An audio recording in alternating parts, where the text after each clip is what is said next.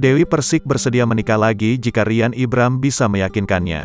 Penyanyi dangdut Dewi Persik kini dikabarkan dekat dengan pembawa acara Rian Ibram.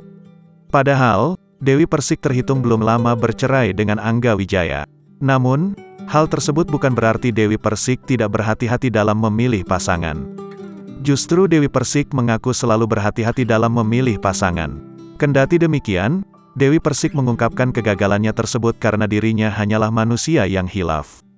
Dari dulu aku berhati-hati, tapi namanya manusia tempatnya salah dalam memutuskan, ungkap Dewi Persik saat ditemui Grid ID di kawasan Pokres Depok, Jawa Barat, beberapa waktu lalu. Apalagi, dirinya sangat mudah luluh dan percaya pada lelaki yang mendekatinya. Kayak aku tuh kayak gampang kasihan, aku bukan gampang jatuh cinta, tapi gampang terenyuh kasihan, nggak tegaan, gampang percaya sama orang, tuturnya. Makanya banyak orang yang memanfaatkan. Tapi aku percaya apa yang aku tanam itu yang aku tuai, jelas Dewi Persik. Lebih lanjut, Dewi Persik mengungkapkan bahwa dirinya bersedia menikah lagi jika Rian Ibram bisa membuatnya yakin.